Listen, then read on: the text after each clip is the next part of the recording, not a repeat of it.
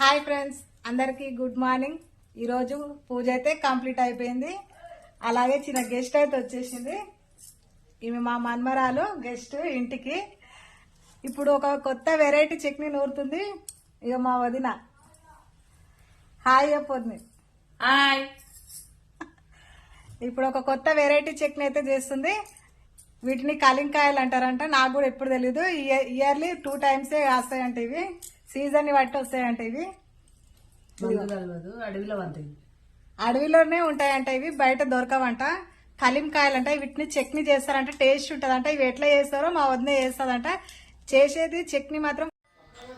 First అయితే ఈ కలింకాయలని ఇలా కట్ చేసుకొని మధ్యలో గింజలు ఉంటాయంట. ఇవి అన్ని తీసేసుకొని ఇవన్నీ క్లీన్గా గింజలన్నీ తీసేసుకొని పెట్టుకోవాలంటే ఇది హాఫ్గా కోసుకోవాలి. ఇవి చూడడానికి అయితే మాత్రం స్వీట్ చెర్రీ లాగా అనిపిస్తున్నాయి కదా. ఇవి పుల్లగా తీయగా ఉంటాయంట. నాకైతే తెలియదు, ఫస్ట్ టైం చూస్తున్నాను నేనైతే. ఇవి ఇట్లా కట్ చేసి పెట్టుకున్నాక ఇవి మంచిగా వాటర్లో మంచిగా కడిగి పెట్టుకోవాలి.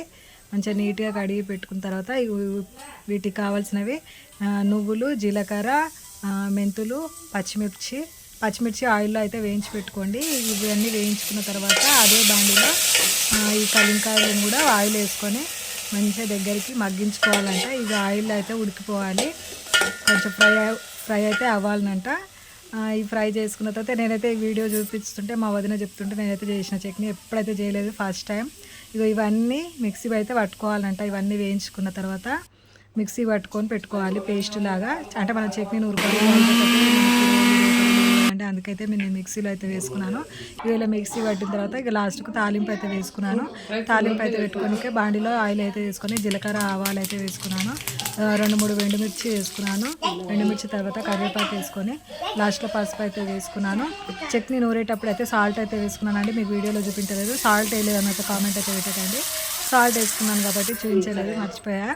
ఇది తర్వాత ఆయిల్లో ఈ నూరి పెట్టుకున్న చట్నీ అయితే వేసుకొని బాగా కలుపుకోవాలి. ఎంత కలర్ఫుల్గా ఉందండి, బాగుంది. టేస్ట్ అయితే సూపర్ ఉందండి. Thank you for watching.